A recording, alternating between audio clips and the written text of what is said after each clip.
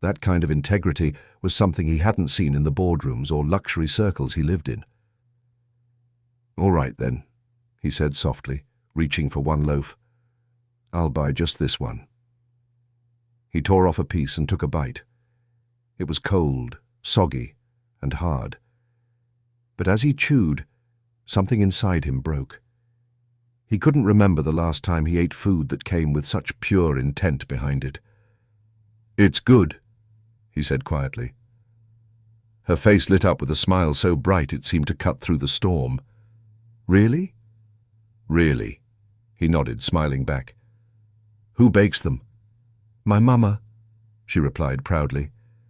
"She used to bake for the big hotels before she got sick. I help her now.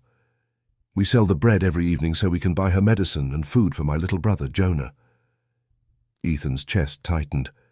"You do this every night?" "Yes, sir," Amara nodded. "Even when it rains. Rain doesn't stop hunger, sir.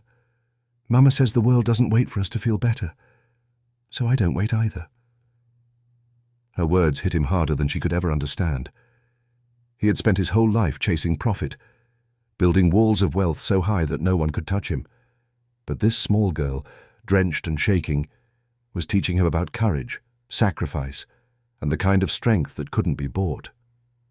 Ethan knelt lower, his eyes softening.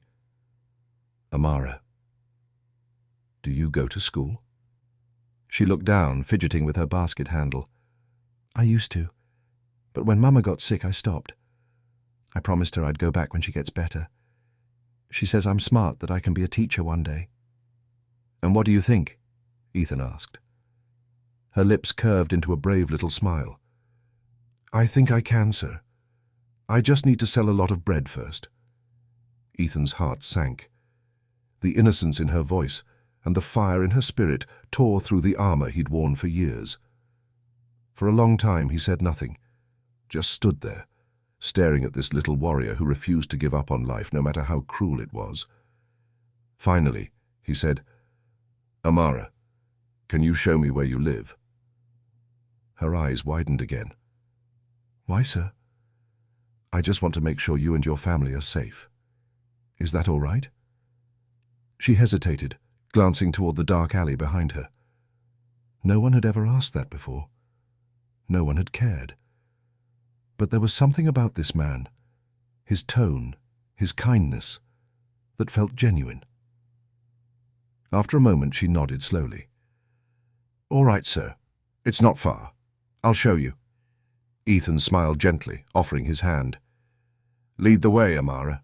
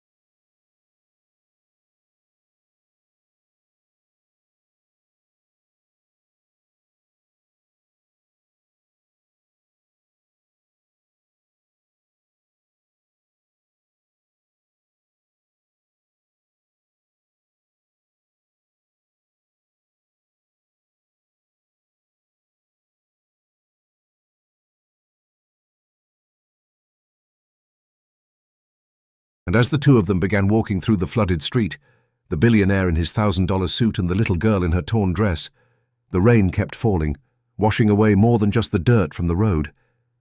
It washed away Ethan's indifference, his pride, and the cold distance that money had built around his heart. He didn't know it yet, but every step he took beside that little girl was leading him not just to her home, but to his own long-lost humanity,